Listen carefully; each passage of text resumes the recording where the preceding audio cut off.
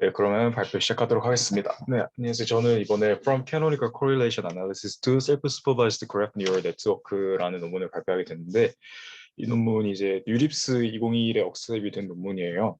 사실 이제 여기 제목에는 Self-Supervised GNN이라고 적혀져 있는데, 이제 논문 자체는 이제 데이터셋을 GNN 그래프 데이터셋을 썼다는 거 말고는 완전하게 그냥 셀프 슈퍼바이즈드에 관련된 논문이라서, 그래서 CCA라는 것도 굉장히 흥미롭기도 하고, 그리고 셀프 슈퍼바이즈드의 고질적인 문제점인 디멘셔널 콜랩스를 좀 이제 실험적으로 이제 해결했다고는 말은 안 하지만, 이제 제가 봤을 때는 이거 실험을 해서 확인을 했으면 굉장히 결과가 잘 나올 것 같은데라는 생각이 들어서 그래서 들고 오게 됐습니다. 내용이 조금 길기는 한데 이제 중간중간에 모르는 거 있으면 편하게 질문해 주시면 될 것 같아요. 일단은 그 논문의 순서를 그대로 따라가지는 않고 셀프 슈퍼바이즈드 GNN을 이제 간단하게 살펴본 다음에 이제 CCA가 뭔지, 아마 다른 분들은 알고 계실 수도 있을 것 같은데 저는 CCA를 여기서 처음 봤거든요. 그래서 조금 공부를 하고, 그래서 그거에 대해서 간략하게 발표를 한 다음에 이제 논문에서 제시하는 모델인 셀프 슈퍼바이즈드 캐노니컬 코렐레이션 애널리시스를 사용한 셀프 슈퍼바이즈드 그래프 모델인 CCA SSG라는 모델을 이제 알려드리고, 논문에서 말한 이제 theoretical insights를 좀 간단하게 말씀을 드리고, 실험을 어떻게 진행했는지, 그리고 결론은 어떻게 났는지를 말씀을 드리도록 하겠습니다. 일단은 이제 셀프 슈퍼바이즈는 저희 팀에서 이제 여러 번 다뤄가지고 다들 알고 계실 것 같기는 한데, 그냥 이제 리마인드 하는 겸 다시 말씀을 드리자면, 뭐 이제 라벨링이 되지 않는 데이터를 사용해서 프리텍스트 태스크를 해결하려는 방법으로 이제 그 인코더나 뭐 다른 이제 모델을 학습을 시킨 다음에, 그렇게 이제 데이터에 대해서 어느 정도 인사이트가 생긴 이 프리텍스트 태스크를 사용해서 논리지 트랜스포를 사용한 뒤에 이제 실제로 저희가 풀고자 하는 뭐 클래시피케이션이나 디텍션 같은 그런 다운스트림 태스크를 해결하고자 하는 게 이제 간단하게 말한 셀프 슈퍼바이즈드 러닝이다라고 말씀을 드릴 수가 있을 것 같아요. 그리고 이제 셀프 슈퍼바이즈드 러닝이 여러 가지 그 방법론들이 있는데, 그 중에서 가장 요즘 대두되고 있는 게 이 컨트라스티브 러닝이다라고 말씀을 드릴 수가 있을 것 같습니다.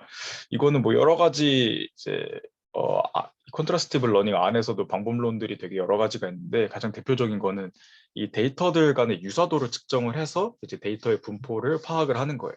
그래서 이제 포지티브 페어끼리는 여기서 보시는 것처럼 지금 이제 강아지 모양을 이제 두 가지 방법으로 어그멘테이션을 했을 때, 어차피 얘는 강아지를 의미하는 거니까 그 어그멘테이션 한 녀석들의 결과 그 리프레젠테이션 벡터들 사이의 값을 가깝게, 그리고 의자 같은 경우에도 이제 똑같은 녀석들을 의미를 하는 거니까 가깝게 하는 거지만, 이제 서로 다른 거를 의미하는 이미지의 경우에 네거티브 페어라고 해서 이제 얘네들끼리의 거리는 멀게 되도록 학습을 한다.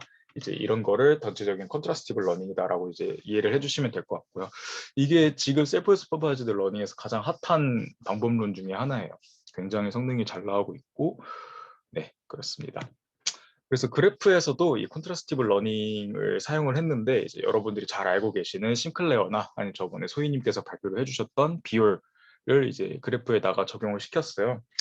그래서 만들어진 게 여기서 보시는 이제 그래프 CL이라고 하는 것과 이제 BGRL이라고 하는 모델들인데, 이제 얘네들도 성능이 잘 나오기는 하지만 이제 뭐 기존에 존재하던 이제 싱클레어 비율의 문제점 같은 녀석들을 그대로 가지고 있는 거죠. 이제 싱클레어 같은 경우에는 네거티브 샘플을 사용을 해야 하는데, 이제 저희야 뭐 방금 보여드렸던 사진 중에서 강아지랑 의자가 다르다는 걸 알고 있지만, 사실상 얘네들은 모르는 상태잖아요. 라벨이 없는 상태니까. 그래서 네거티브 샘플을 어떻게 설정을 해야 하는지에 대해서 좀 이제 넌 트리비얼하다라는 문제가 있었고, 두 번째 비율 같은 경우에는 이제 어디셔널 컴포넌트, 여기서는 뭐 이제 EMA나 아니면 스탑 그레디언트라는 게 있는데 여기는 표현이 안 됐네요. 뭐 그런 것들이 있는데, 약간 그런 것들이 필요하다 보니까 구조가 굉장히 복잡하다라고 논문에서 얘기는 해주고 있어요. 근데 이제 제가 좀 더 공부를 해보니까 사실 얘네들의 문제점은 이것보다도 이제 디멘셔널 콜랩스가 일어나는데 그거를 해결을 하지 못한다가 가장 큰 문제점인 것 같은데, 논문에서는 그거를 직접적으로 얘기를 해주지는 않더라고요.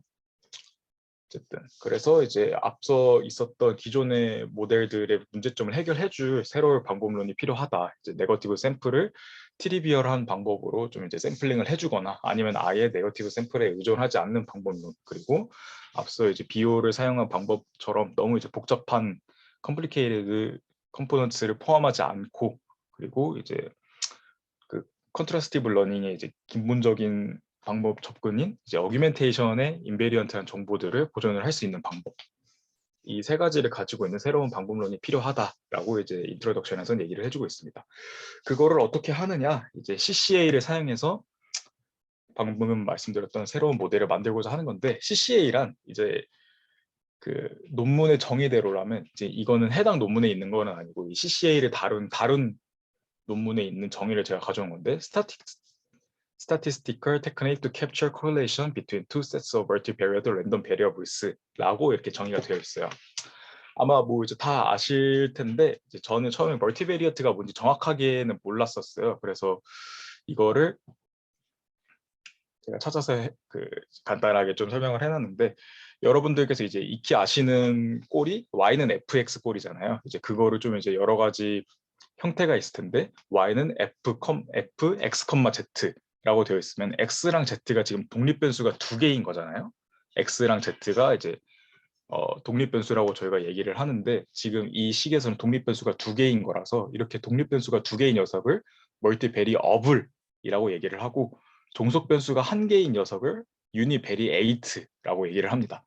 근데 그거랑 반대로 x, y를 이제 fz라고 이제 표현을 할 수가 있겠죠. 어떤 z라는 독립 변수를 f라는 함수에 넣었을 때 종속 변수가 두 개가 나오는 이러한 꼴인데, 이렇게 독립 변수가 한 개인 녀석을 유니베리어블이라고 하고 종속 변수가 두 개인 녀석을 멀티베리에이트라고 합니다.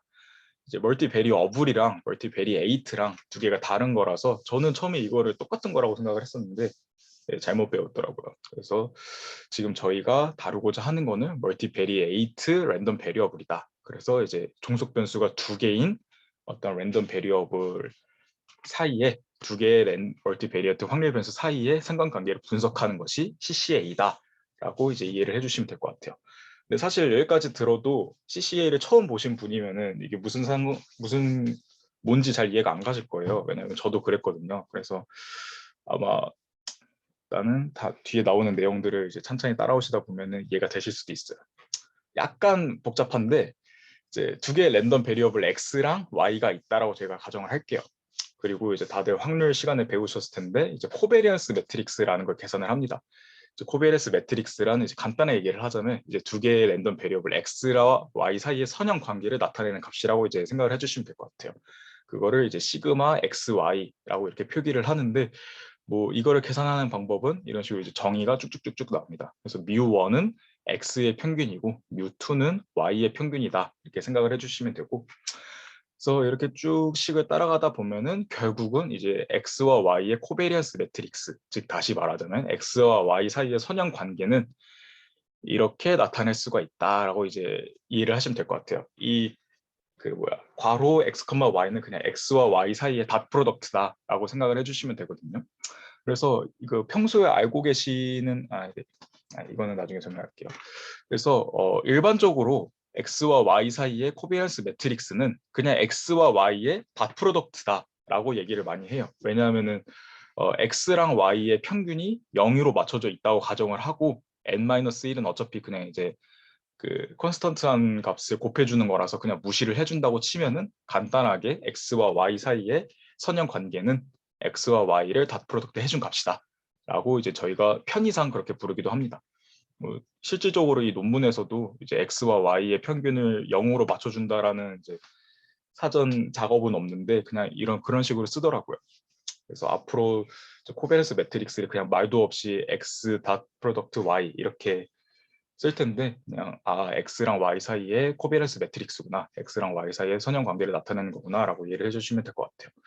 근데 이게 x랑 y가 각각 뭘 나타내는지에 따라서 서로 상관관계가 크다고 해서 코베런스 매트릭스가 반드시 큰 것도 아니고, 상관관계가 작다고 해서 코베런스 매트릭스가 반드시 작은 것도 아니에요. 그래서 절대적으로 x랑 y 사이의 상관 정도가 얼마나 큰지를 결정해 주는 거는 코베런스 매트릭스가 아니라 코릴레이션 코에피션트다라고 이제 이해를 해주시면 될 것 같습니다.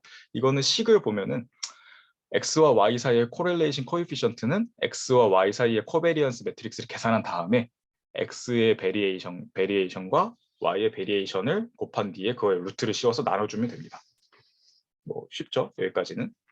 근데 x의 베리언스는 이제 x와 x 사이의 코베리언스 매트릭스랑 같은 거라고 보시면 돼요. 사실 이것도 이제 수식으로 나타낼까 했는데 너무 난잡해질 것 같아서 그래 이제 좀 간단하게만 표시를 하자면 이제 앞서 말씀드렸던 것처럼 x와 y 사이의 코베리언스 매트릭스는 x와 y 사이의 닷 프로덕트로 표시를 할 수 있는 것처럼 베리언스 x를 코베리언스 x, x라고 이제 저희가 나타낼 수 있으니까 다시 말하자면 베리언스 x는 x와 x를 닷 프로덕트 한 거다라고 저희가 표시를 할 수가 있죠.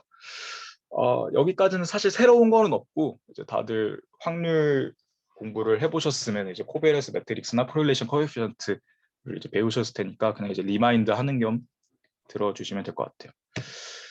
이제 그러면 CCA가 뭐냐? 이제 CCA도 여러 가지 종류가 있는데 가장 클래식한 CCA를 살펴보자면 아까 말씀드렸던 X랑 Y라는 두 개의 랜덤 베리어블이 있죠. 이제 거기다가 어떠한 벡터 A랑 B를 곱해줘요. 각각. 그럼 이런 식으로 되겠죠. A 트랜스포즈 X와 B 트랜스포즈 Y라는 새로운 값이 생길 텐데 원래 우리의 목표는 X와 Y 사이에 이제 상관관계를 분석을 하는 거야. 근데 그냥 얘네 두 개를 상관관계를 분석을 해봤자 우리는 얻어낼 수 있는 게 없으니까 X랑 Y를 다들 조금씩 변화를 시키는 거죠. A랑 B라는 벡터를 곱해줌으로써 X와 Y를 조금씩 변화를 시켜줘서 그래서 결국 그 변환된 녀석들 사이에 상관관계가 최대가 되도록 하는 A와 B를 찾는 것이 목표라는 거예요. 우리는 지금 이제 X랑 Y를 가지고 있고 X랑 Y를 조금씩 변환시켜서 얘네들 사이를 최대로 이제 상관관계가 최대가 되도록 만들고 싶은 거죠. 그래서 결국은 이제 우리가 원하는 거는 이제 이 A 트랜스포즈 X와 B 트랜스포즈 Y 사이의 코릴레이션 코에피션트가 최대가 되도록 해주는 A와 B를 찾는 것이 목표다가 이제 클래시컬한 캐노니컬 코릴레이션 아날리시스라고 이제 말씀드릴 수 있을 것 같아요. 이제 아까 맨 처음에 말씀드렸던 멀티베리에이트 프로블럼이라고 제가 말씀을 드렸잖아요. 그래서 여기서 보시면은 A와 B 두 개의 변수를 찾는 것이기 때문에 CCA가 멀티베리에이트 프로블럼이다라고 이제 이해를 해주시면 될 것 같아요. 그래서 결국은 이제 X와 Y라는 랜덤 베리어블 사이의 상관관계를 저희가 분석을 할 건데 그냥 날 것 그대로 하는 게 아니라 X랑 Y 사이에 X랑 Y 각각의 A랑 B라는 변환을 가해주고 어떤 변환이 얘네들을 상관관계를 가장 크게 해줄까 그거를 찾는 게 바로 이제 클래식한 캐노니컬 코릴레이션 아날리시스다라고 이제 이해를 해주시면 될 것 같아요. 자, 그러면 이제 이 녀석을 딥러닝에다가 적용을 시켜봅니다. 이것도 이제 이 논문에서 한 거는 아니고 기존에 존재하는 방법인데 이제 딥러닝을 사용해서 이제 여기서부터는 아마 좀 익숙하실 거예요. 어떤 뭐 그래프나 아니면 이미지 같은 어떤 세임 아이템들이 있다고 했을 때 얘들을 어규멘테이션을 사용해서 디퍼런트 뷰를 만들어 줍니다. 이제 이렇게 만들어진 디퍼런트 뷰를 동일한 레이턴트 스페이스로 투영을 한 다음에 아까 말씀드렸던 코릴레이션 아날리시스인 상관관계가 최대가 되도록 하는 뉴럴 네트워크를 찾는 것이 목표예요. 앞서 클래식한 캐노니컬 코릴레이션 아날리시스는 상관관계가 최대가 되도록 하는 A와 B라는 벡터를 찾는 게 목표였는데 지금 여기서 변형된 딥 캐노니컬 코릴레이션 아날리시스는 상관관계가 최대가 되도록 하는 뉴럴 네트워크를 찾는 게 목표다 이거죠. 그래서 원래는 이제 A랑 B를 곱해줬지만 여기서는 지금 뉴럴 네트워크를 대체를 해서 최종적으로 저희가 찾고자 하는 거는 이제 X1과 X2라는 두 개의 뷰가 있는데 얘네들을 각각 세타1과 세타2라는 뉴럴 네트워크에 넣어줍니다. 이렇게 했을 때 그 레이턴트 스페이스로 투영된 두 녀석들의 상관관계를 최대가 되도록 해주는 세타1과 세타2라는 뉴럴 네트워크 두 개를 찾는 게 목표다 이거죠. 사실 이제 얘기만 들으면은 이제 조금 헷갈리실 수도 있는데 그냥 가만히 차분하게 머릿속에다 이제 그림을 놓고 생각을 해보면 되게 간단해요. 그냥 되게 일반적인 셀프 슈퍼바이즈드 러닝 방법론이랑 똑같거든요. 그냥 디퍼런트 뷰 두 개의 그 뉴럴 네트워크에다 넣고 그렇게 그 레이턴트 스페이스로 투영된 두 녀석 사이에 상관관계가 최대가 되도록 하는 것. 뭐 되게 간단하죠. 생각보다 어렵지 않아요. 그래서 여기서 식을 보시면은 이제 그렇게 투영된 두 녀석을 이제 닷 프로덕트를 해줍니다. 그럼 닷 프로덕트를 해준다는 건 아까 제가 맨 처음에 말씀드렸던 그 코베런스 매트릭스를 구해준다는 건데 코베런스 매트릭스라는 거는 이 두 녀석의 상관관계를 나타내 준다 제가라고 말씀을 드렸었죠. 근데 이제 상관관계 매트릭스, 이제 코베이런스 매트릭스를 그대로 이제 뭐 어떻게 계산을 하는 게 아니라 여기서 보면 트레이스라는 값을 사용을 해줘요. 저도 이것도 몰라가지고 찾아봤는데 어떤 이제 매트릭스의 대각 성분들의 합을 계산을 해준다라고 얘기를 해주더라고요. 그래서 지금 식을 보면은 x1과 x2라는 어떤 뷰를 두 개의 뉴럴 네트워크에다 넣어줘서 레이턴트 스페이스로 투영이 된 두 개의 리프레젠테이션 매트릭스가 있는데 그렇게 그 두 개의 리프레젠테이션 매트릭스를 코베넌스 매트릭스를 만들어서 그 녀석의 대각 성분들의 합을 최대로 해주는 뉴럴 네트워크를 찾는 것이 딥 캐노니컬 코릴레이션 아날리시스다. 이렇게 들으면 아마 뭔 소리인지 이해가 잘 안 가실 거예요. 저는 그랬었거든요. 물론 다들 똑똑하시니까 이해가 가실 수도 있는데 일단은 이 녀석은 방금 제가 말씀드렸던 대로만 이해를 해주시고 그 다음에 이제 뒤에 조건이 하나 더 붙어요. 서치 대시라고 하는 건데 자기 자신과의 코베런스 매트릭스가 각각 둘 다 아이덴티티 매트릭스가 되어야 한다라는 전제 조건이 하나 더 붙습니다. 이거는 왜 그러냐 하면 사실 이 부분이 되게 중요해요. 이 부분이 굉장히 중요한데 왜 중요한지는 여기서 이제 보시면 이해가 가실 겁니다. 이제 제가 그냥 두 개 똑같은 매트릭스의 코베넌스 매트릭스를 구하는 거를 이제 가져왔는데 지금 여기서 보시면 이 대각 성분이 그 x 하나가 1부터 d까지의 즉 벡터가 d개 존재한다고 제가 가정을 해볼게요. 그래서 d개 존재하고 얘는 뭐 트랜스포즈 했으니까 또 이제 이런 식으로 d개 존재하고 자 그러면 여기서 보시는 이 다이어고널 엘리멘트가 뭘 의미하냐 그러니까 대각 성분이 뭘 의미하냐 1번 매트릭스의 i번째 벡터와 2번 매트릭스의 i번째 벡터 사이의 유사성 그러니까 이제 각각의 위치가 다른 거를 의미한다고 쳤을 때 여기에 있는 녀석의 첫 번째 벡터랑 여기에 있는 매트릭스의 첫 번째 벡터가 값은 다를지언정 뭐 지금은 저희가 같은 매트릭스를 사용했으니까 값은 똑같겠지만 지금 다른 매트릭스라고 가정을 했을 때 값은 다를지언정 같은 거를 의미를 해야 한다는 거죠. 그래서 지금 여기서 보시면은 원래는 지금 여기 적혀져 있는 건 x1과 x1 사이의 닷 프로덕트고 x2와 x2 사이의 닷 프로덕트인데 만약 이제 x 트랜스포즈와 y를 곱한다고 하면은 지금 여기 x1과 y1 사이의 닷 프로덕트일 테고 x2와 y2 사이의 닷 프로덕트일 테고 뭐 이런 식으로 계산이 될 거란 말이죠. 그래서 그게 결국은 뭘 의미를 하는 거냐? 값은 다를지언정 결국 x랑 y는 동일한 레이턴트 스페이스에 존재하는 리프레젠테이션 매트릭스이기 때문에 x의 첫 번째 매트릭스와 x의 첫 번째 벡터와 y의 첫 번째 벡터가 값은 다를지언정 똑같은 거를 의미하는 벡터일 것이다. 그렇기 때문에 이제 두 개의 리프레젠테이션 매트릭스를 이제 비교를 할 때 두 개가 얼마나 선형적으로 유사한지, 얼마나 상관관계가 있는지를 저희가 보기를 위해서는 이제 x1과 y1이 똑같은 거를 의미를 하는 벡터 길이를 계산을 해야 된다는 거죠. 예를 들자면 이게 적절한 비율일지는 모르겠지만 x1이 눈을 나타내주는 리프레젠테이션 벡터고 x2가 코를 나타내주는 리프레젠테이션 벡터인데 저희가 x랑 y의 상관관계를 분석한답시고 눈을 표현 성을 살펴볼 필요가 없다라는 거죠. 눈을 표현한 벡터와 눈을 표현한 벡터 사이의 상관관계를 분석해야 하고 코를 표현한 벡터와 코를 표현한 벡터 사이의 상관성 유사를 구해야 하는 건데 저희가 이제 x1과 x2를 비교를 하는 것은 방금 말씀드린 것처럼 눈을 표현한 벡터와 코를 표현한 벡터를 비교하는 것만큼 의미가 없는 행동이다.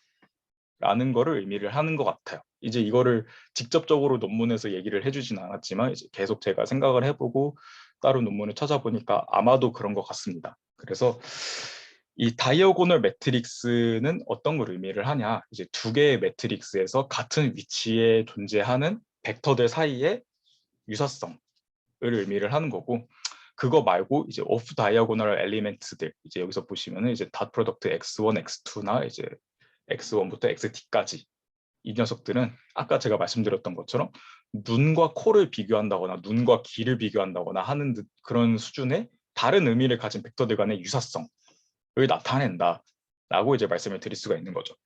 자, 그러면 이제 앞서 저희가 봤었던 그 로스 펑션을 살펴보자면 맨 처음에 있었던 x1과 x2를 딥러닝을 사용해서 레이턴트 스페이스로 끌어내린 다음에 코베런스 매트릭스를 계산을 해서 이제 트레이스를 계산을 했을 때 그게 의미를 하는 바가 뭐냐? 이제 X1과 X2라는 디퍼런트 뷰를 두 개의 다른 딥러닝을 사용해서 동일한 레이턴트 스페이스로 저희가 끌어왔잖아요. 그러면은 이제 동일한 레이턴트 스페이스에 있다고 저희가 가정을 하는 것이기 때문에 각각의 벡터가 의미하는 바가 똑같을 거란 말이죠. 그래서 이제 두 개의 리프레젠테이션 매트릭스 간의 상관관계를 분석하기 위해 저희들은 동일한 의미를 가지고 있는 벡터끼리만 비교를 할 거예요. 그걸 어떻게 하냐? 지금 여기서 보시는 것처럼 이 다이어고널 엘리멘트들만 다 더해준 다음에 그 값을 최대로 해주는 세타1과 세타2를 찾겠다. 그러니까 똑같은 거를 의미하는 벡터끼리만 비교를 해주고 그 녀석들의 상관관계를 최대로 해주는 녀석을 찾겠다. 이 말인 거죠. 대신에 그렇게 하다가는 상관관계가 그러니까 서로 상관관계가 없는 녀석들끼리도 비교를 해버릴 수가 있으니 이제 그렇게 하지 않도록 저희가 전제 조건을 하나 걸어준 거죠. 이제 X1의 리프레젠테이션 매트릭스를 코베런스 매트릭스를 구해주고 마찬가지로 X2도 그렇게 코베런스 매트릭스를 구해준 다음에 그 녀석이 아이덴티티 매트릭스가 되도록 한다. 이제 이거는 각각의 벡터가 같은 의미를 갖지 않도록 제한을 해준다는 거죠. 그러니까 X1부터 XT까지의 D개의 벡터가 있는데 이 D개의 벡터가 각각 다른 거를 의미를 하도록 저희가 아마 이제 여기까지 PPT를 만들었던 제 의도는 이제 이 슬라이드를 설명함으로써 이 로스 펑션은 이해가 되시지만 아마 이 서치된 이 컨스트레인트는 이해가 제대로 안 되실 거라고 제가 의도를 하고 만들었거든요. 좀 부디 그랬으면 좋겠지만 어쨌든 그렇게 이제 X1의 리프레젠테이션 매트릭스의 코베런스 매트릭스와 X2의 리프레젠테이션 매트릭스의 코베런스 매트릭스가 왜 아이덴티티 매트릭스가 되어야 하냐? 그것은 이제 X1의 리프레젠테이션 매트릭스의 각 벡터가 같은 의미를 갖지 않도록 제한을 해주는 것이다. 인 건데 이게 어떤 의미가 있냐면 디멘셔널 콜랩스를 예방해주는 의미가 있습니다. 이제 이거는 셀프 슈퍼바이즈드 러닝을 좀 공부를 해보신 분들이면은 이제 요즘 이게 핫한 그 문제점이라는 거를 이제 알고 계실 텐데 이제 디멘셔널 콜랩스가 뭐냐면 임베딩 벡터가 로어 디멘셔널 सब스페이스만을 스팬해주는 현상을 의미를 합니다. 그러니까 이제 간단하게 그림으로 표현을 하자면 이건 이 논문에 있는 그림은 아니고 이제 그 얀루쿤 교수님께서 이제 페이스북 AI 팀이랑 같이 이제 쓰신 논문에서 제가 가져온 건데 지금 이 파란색 벡터들이 임베딩 벡터라고 생각을 해주시면 돼요. 이 임베딩 벡터들이 원래 계획대로라면 이 구 전체를 표현을 해야 되는데 학습이 잘못돼가지고 그래서 이 구 전체를 표현하는 게 아니라 이 평면만을 지금 표현을 해주고 있다라는 거죠. 이런 거를 디멘셔널 콜랩스라고 저희가 얘기를 해줍니다. 그래서 얘를 어떻게 해결을 해주느냐? 방금 제가 말씀드렸던 것처럼 임베딩 벡터 간의 닷 프로덕트 값을 0으로 만들어서 데이터가 스캐터 하도록 만들어준다라는 거죠. 이제 X1과 X2부터 X1과 XT까지 녀석들의 닷 프로덕트 값을 0으로 만들어줍니다. 닷 프로덕트 값을 0으로 만들어준다는 게 이제 시밀러리티가 0이 된다라는 것도 있지만 좀 더 벡터적인 측면으로 접근을 해봤을 때 두 개의 벡터의 닷 프로덕트 값이 0이다. 이거는 결국은 두 개의 벡터가 직교한다라는 거잖아요. 그래서 원래 이 평면 위에만 존재하던 벡터들을 강제로 저희가 서로 직교하도록 만들어줍니다. 그러면은 당장 세 개의 벡터가 서로 직교한다고 생각을 해봤을 때 무조건 세 개의 벡터는 2차원을 벗어날 수밖에 없거든요. 무조건 3차원으로 차원이 한 단계 높아져야 돼요.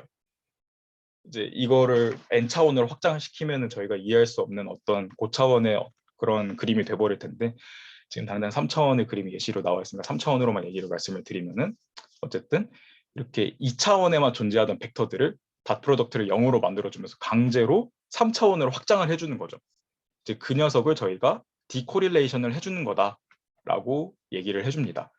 그래서 결과적으로 저희들이 원하는 캐노니컬 코릴레이션 아날리시스는 이거예요. 그냥 이제 두 개 사이의 유사성을 최대로 높이는 것. 근데 이제 거기다가 디멘셔널 콜랩스를 해결을 해주기 위해서 이러한 제한 조건을 걸어준 거죠. 각각의 벡터가 같은 의미를 갖지 않도록 제한을 해준다. 각각의 벡터가 같은 의미를 갖지 않도록 해주는 이유가 디멘셔널 콜랩스를 해결해주는 이유인데 각각의 벡터가 같은 값을 갖지 않도록 해주는 게 무슨 의미가 있냐? 이런 식으로 닷 프로덕트 값을 0으로 만들어줘서 강제로 차원을 한 단계 높여준다라는 거죠. 네, 일단 그렇습니다. 그래서 여기까지가 이제 Deep Canonical Correlation Analysis인데 이제 이거를 그대로 계산을 해주자니 너무 코스트가 커요. 그래가지고 이제 새로운 로스 펑션을 만들어 준 건데 이제 SDL이라는 Stochastic Decorrelation Loss라는 거를 새로 만들어 줍니다. 이거는 이제 별로 그렇게 어렵진 않아요. 그냥 이제 원래대로라면은 이 녀석을 한 번에 계산을 해줘야 되는데 이제 그러기가 쉽지가 않으니까 이제 트레이닝을 거치면서 점점점 이제 누적해 준다라고만 이제 이해를 해주시면 될 것 같아요. 이제 뭐 미니 배치에서 코베런스 매트릭스를 계산한 다음에 그 녀석을 이제 어큐뮬레이션이라는 그 매트릭스에다가 조금씩 더해줍니다. 이런 식으로. 그렇게 계속 더해주다가 뭐 최종적으로는 이제 뭐 이거는 노멀라이즈 값인데 노멀라이즈까지 해줘가지고 최종적으로 이만한 이런 녀석을 만들어 준다. 그러니까 배치가 반복될수록 해당 배치의 그 코베넌스 매트릭스를 어떠한 새로운 매트릭스에다 점점점 누적을 해주는 거죠. 그래서 한 번에 계산하는 게 아니라 이제 배치 단위로 계산을 한 다음에 서로 누적을 해준다라고 이해를 해주시면 될 것 같아요. 이제 그러다가 방금 저희가 봤던 것처럼 디코릴레이션을 해주는데 디코릴레이션은 이제 오프 다이아고널 엘리멘트에다가 에런 로스를 사용함으로써 이제 오프 다이아고널 매트릭스 엘리멘트들을 다 0으로 만들어 준다라고 이제 이해를 해주시면 될 것 같아요. 여기는 그냥 이제 새로운 개념이 적용된 거는 아니고 단순한 트릭이니까 일단 지금까지 내용이 너무 많이 나와서 그냥 그렇구나 하고 넘어가 주시면 될 것 같아요. 그래서 최종적으로 소프트 캐노니컬 코릴레이션 아날리시스는 이제 앞서 딥 캐노니컬 코릴레이션 아날리시스랑 각각의 의미는 똑같은데 좀 더 간단하게만 그 컴퓨테이셔널 코스트가 낮게끔 조정을 해가지고 새로운 로스를 만들어줬다라고만 이해를 해주시면 될 것 같아요. 네, 이제 드디어 그 사전 지식이 끝났고 논문의 내용이 시작됩니다. 사실 사전 지식이 제일 내용이 많고 논문의 내용은 별거 없어요.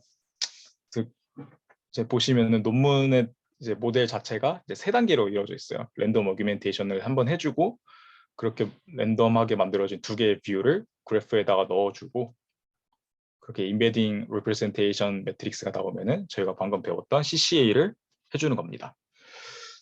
뭐 여기는 근데 사실 이제 그래프 중점이다 보니까 일단은 넘어가겠습니다. 그래프에 관심 있는 부분이 별로 없는 걸로 알고 있어가지고 사실 이걸 몰라도 크게 상관이 없는 거예요. 이게 3번이 제일 중요한 거기 때문에 그래서 일단 넘어가겠습니다.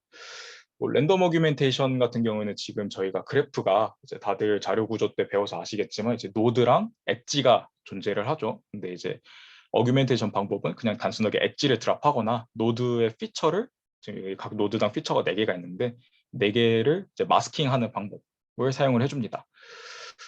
지금 이제 보시면은 뭐 되게 간단한 어규멘테이션만 사용했는데 이제 로스 펑션인 CCA가 중요한 거라서 여기서는 간단한 어규멘테이션만 사용을 했다라고 저자가 얘기를 해주고 있어요.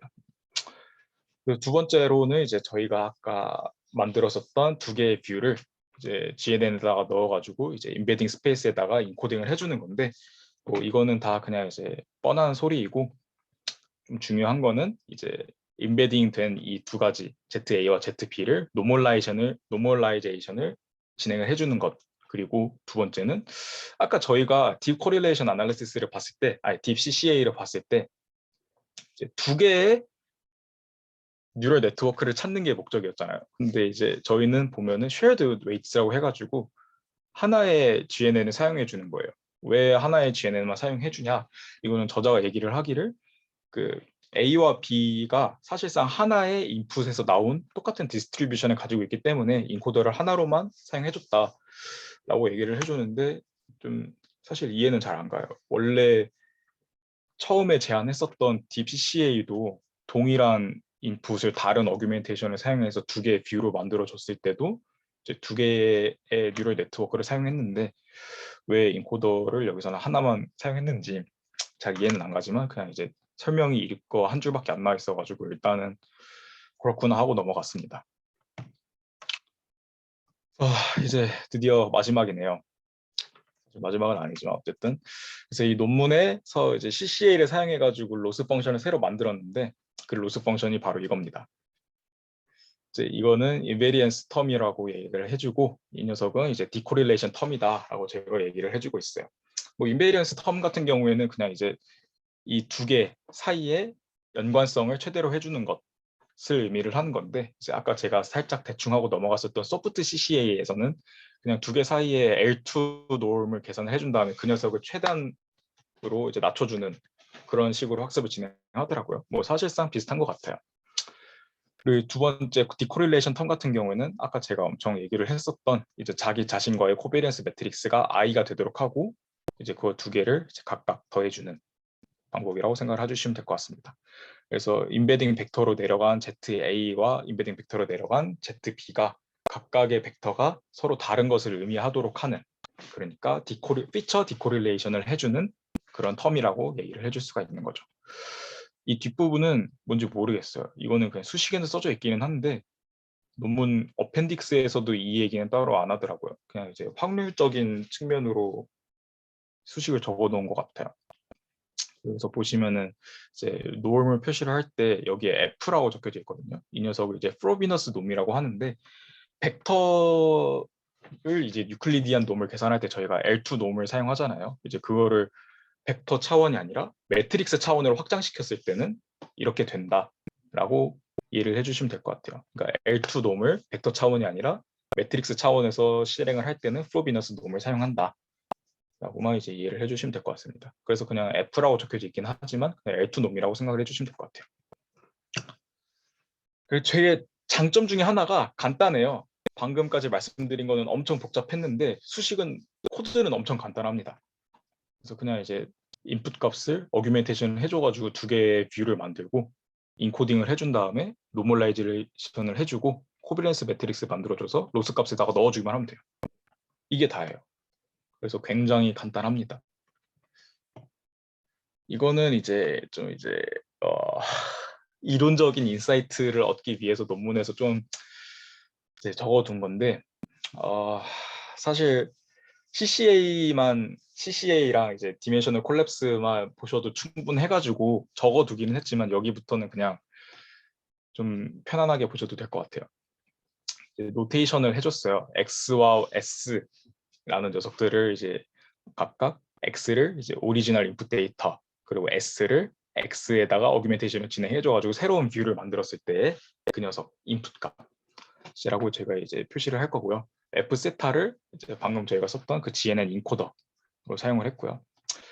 뭐 ZX랑 ZS는 각각 뭐 그냥 알고 계신 것처럼 X라는 값을 인코더에다 넣어줘가지고 리프레젠테이션 매트릭스를 만든 거고, ZS도 마찬가지로 S의 리프레젠테이션 매트릭스이고, 이제 I와 H라는 녀석이 나오는데 I는 이제 Mutual Information이라고 얘기를 합니다. 이것도 수식이 있는데 굉장히 복잡하고 여기에서 이해를 하는 데는 별로 필요가 없을 것 같아서 제가 안 가져왔어요. 그냥 A와 B라는 두 개의 확률 변수가 얼마나 서로 의존하고 있는지를 이제 표현을 해주는 값이라고 생각을 해주시면 될 것 같고, H는 이제 엔트로피인데 뭐 다들 알고 계신 것처럼 정보가 얼마나 불확실한지에 대해서 표현을 해주는 값이라고 합니다.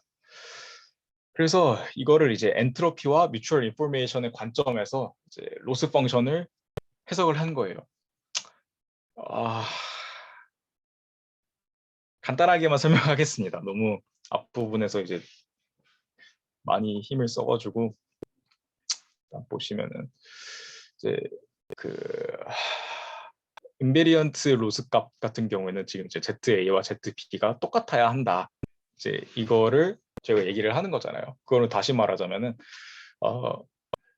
ZS 기분 X의 엔트로피 값이 최소가 되어야 한다라는 거랑 똑같다고 생각을 해주시면 될 것 같거든요. 그러니까 ZA와 ZB가 차이가 없어야 한다. 다시 말하자면은 ZA와 ZB, 즉 ZS들 간의 엔트로피가 낮아야 한다라는 거랑 이제 똑같이 해석을 할 수가 있어가지고, 이제 첫 번째 텀을 엔트로피의 관점에서 해석하자면 이렇게 되는 거고, 이제 디코릴레이션 같은 경우에는 이것도 마찬가지로 이제 ZS 내부에서 그 엔트로피가 굉장히 높아야 한다. 다시 말하자면은 ZS라고 하는 이 녀석이 이제 각각의 벡터가 각자 다 다른 거를 의미하고 있어야 한다라는 거는 각각의 벡터가 다 다르다라는 거잖아요. 그러니까 ZS라는 녀석의 엔트로피가 불확실성이 굉장히 높아야 한다라는 거를 의미를 하는 것이기 때문에 첫 번째 텀은 이제 엔트로피로 나타냈을 때 이런 식으로 이제 이러한 이 녀석의 엔트로피를 최소화시키는 것과 같고, 두 번째 텀을 보면은 이 녀석은 이 ZS라는 녀석의 엔트로피를 최대화시키는 것과 같다라고 이제 논문에서는 얘기를 해주고 있어요.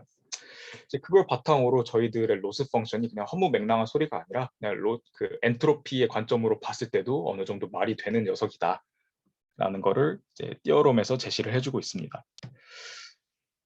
이제 두 번째 인사이트는 이제 Connection with the Information Bottleneck Principle이라고 하는 녀석인데, Information Bottleneck은 이제 Supervised Learning에서 Information Bottleneck 그 정의가 있고 셀프 슈퍼바이즈드에서도 또 따로 있어요. 이제 보면은 이제 슈퍼바이즈드 러닝에서 인포메이션 바틀렉은 지금 이제 내용이 이렇게 돼요. 결국은 무슨 소리냐? 이제 Y랑 ZX 사이의 상호 의존성에서 X와 ZX 사이의 상호 의존성을 뺀 이 녀석을 최대화시켜야 하는 것이 이제 인포메이션 바틀렉의 목적이다라고 하는 거죠. 이제 이거를 어떻게 해석하면 되냐면 이제 ZX는 저희가 이제 원래 오리지널 인풋에서 뭐 이것저것 다 떼고 인코더를 사용해서 리프레젠테이션 매트릭스를 만들어낸 거잖아요. 데이터 리프레젠테이션은 이제 Y를 예측하는 데에는 최소한의 정보만을 사용하는 거다라고 이제 이해를 해주시면 될 것 같아요. 그래서 이거를 보면은 Y랑 데이터 리프레젠테이션 사이에는 연관성이 매우 크지만 X와 리프레젠테이션 간에는 연관성이 매우 작다.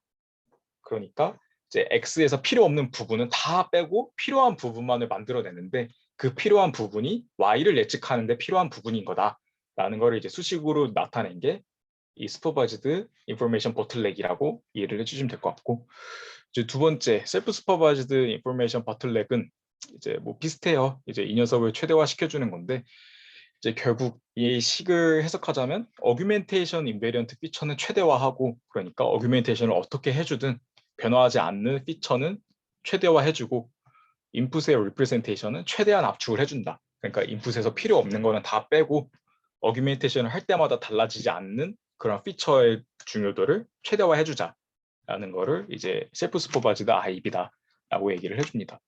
그래서 이것도 뭐 좀 더 많은 수식이 있었는데 좀 제가 다 생략을 하고 로스 펑션을 최소화하는 게 결국은 어떤 수식들을 거치고 나니까 이 방금 말씀드렸던 셀프 슈퍼바이즈드 인포메이션 버틀렉을 최대화해주는 것과 똑같다라고 이제 얘기를 해주고 있습니다. 그러니까 로스 펑션을 우리가 만들어낸 로스 펑션이 허무맹랑한 게 아니다라고 또 이제 두 번째로 얘기를 해주고 있는 거죠. 이제 또 이게 마지막 인사이트인데,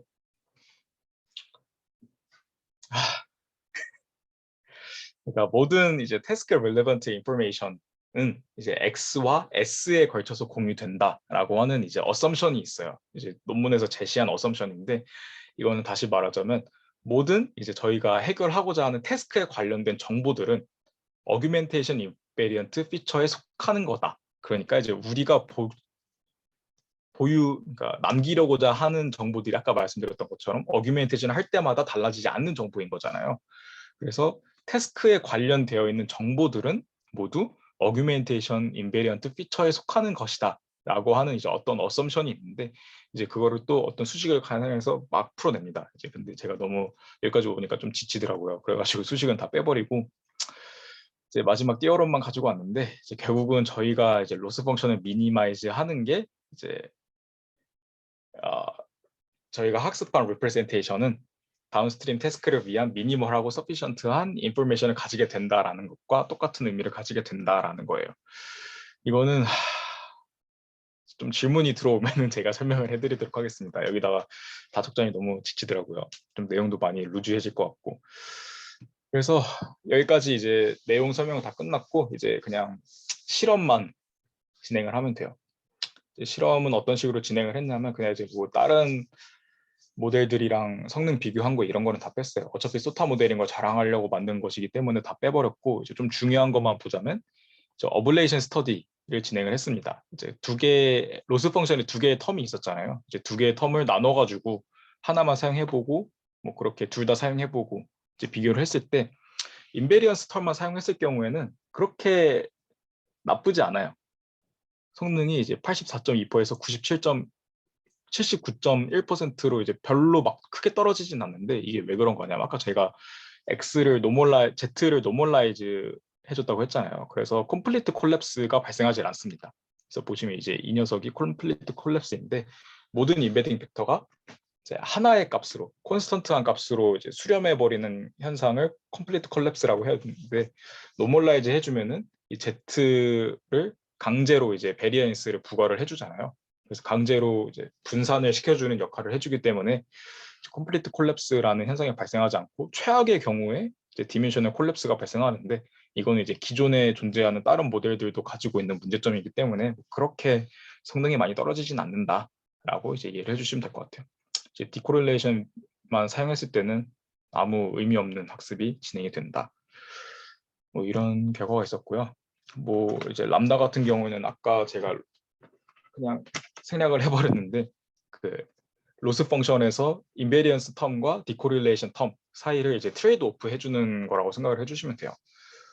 그래서 이제 보시면은 지금 저희는 이제 이게 다 코릴레이션 매트릭스인데, 두 번째 항과 세 번째 항, 제가 아까 말씀드렸던 것처럼 코비런스 매트릭스는 그 이 다이아고널 매트릭스에 있는 값들이 이제 같은 거를 의미하는 벡터들 사이의 유사성이라고 말씀드렸잖아요. 그래서 이제 이 대각선에 있는 값들만 값이 있어야 하고 나머지는 다 0이어야지, 아니면 이제 코를 나타내는 거랑 눈이 나타내는 거랑 서로 이제 연관성을 계산해 버리는 좀 이제 그런 의미 없는 결과가 도출이 돼 버리는 거죠.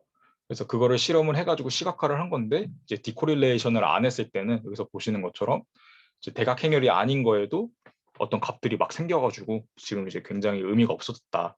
그래서 다시 말하자면 이제 그 최종적으로 저희가 만들어진 리프레젠테이션 매트릭스의 첫 번째 벡터가 눈을 의미하는 거고, 두 번째도 눈이고, 세 번째도 눈이고, 약간 이런 식으로 의미 없이 학습이 돼버렸다라는 걸 이제 표현 시각화를 해준 거예요. 그리고 이제 인베딩 디멘션의 크기에 따른 뭐 효과다, 이거를 이제 얘기를 해주는데, 이거는 뭐 그냥 그렇구나 하고 넘어가시면 될 것 같습니다. 이제 여기서 CCA SSG의 단점이 하나가 나오는데, 이거는 이제 얘가 옵티멀한 값을 가지기 위해서 이제 510이라는 차원을 가져야 돼요. 근데 이게 좀 큰 편이더라고요. 다른 애들은 다 128이나 256을 가지는데, 그래서 CCA를 할 때 어차피 뭐 인코더를 거치기 때문에 오리지널 인풋 데이터보다 차원이 낮아지는데, 그러면 이제 옵티멀한 디멘션이 512인데 512보다 더 큰 녀석을 인풋으로 넣어줘야 되는 거잖아요. 그래서 인풋 데이터의 크기가 512보다 작으면은 좀 이제 괜찮은 성능을 내지 못하는 게 이 녀석의 단점이다라고 얘기를 해주고 있어요. 그래서 드디어 끝났습니다. 많이 오래 걸렸는데 죄송하고요. 이제 컨트리뷰션은 맨 처음에 말씀드렸던 것처럼 네거티브 샘플에 의지하지 않는다. 그리고 컴플리케이티드 컴포넌트를 포함하지 않는 매우 간단한 구조이다. 세 번째로 어규멘테이션 인베리언트란 정보들을 보존할 수가 있다가 이 논문의 컨트리뷰션이고요. 리미테이션은 방금 말씀드렸던 것처럼 디멘션이 감소함에도 불구하고 리프레젠테이션 매트릭스의 디멘션이 512여야 해요. 그래서 인풋 데이터가 굉장히 커야 합니다. 그래서 인풋 데이터의 디멘션이 작으면 사용하지 못하는 게 이제 첫 번째 리미테이션이고요. 어규멘테이션은 굉장히 민감하다고 합니다. 여기서는 좀 간단한 녀석들만 사용했다고 이제 핑계를 댔는데, 사실상 그건 핑계였던 것 같고, 그냥 하이 퀄리티하고 인포메이티브하고 라벨 인베리언트한 어규멘테이션만 사용해야지 이 녀석을 사용할 수 있다라고 얘기를 해주고 있네요. 퓨처워크 같은 경우에는 사실 이제 지금까지 제가 그래프 관련된 얘기는 하나도 안 했잖아요. 그게 이유가 굳이 그래프가 아니더라도 비전이나 랭귀지에도 사용할 수가 있다고 해요. 뭐 이 논문의 저자분들도 이제 이 얘기를 직접적으로 해주셨는데, 이거는 그냥 퓨처워크로 남겨두겠다라고 얘기를 해주셨습니다. 그래서 이 논문을 이제 좀 많이 내용이 어렵기도 하고 그래프 관련된 내용이긴 한데 굳이 들고 온 이유가 이제 굉장히 간단하고 디멘셔널 콜랩스를 해결해주면서 이제 좀 CCA라는 것도 얻어갈 수 있고 뭐 해가지고 성능도 좋아서, 그리고 비전이나 랭귀지나 그래프 같은 데서도 다 사용할 수 있어가지고 굉장히 좋은 방법론인 것 같아서 제가 들고 왔습니다. 자, 내용이 굉장히 길어서 좀 루즈해졌는데 혹시 질문 있으시면은 해주시면 될 것 같아요.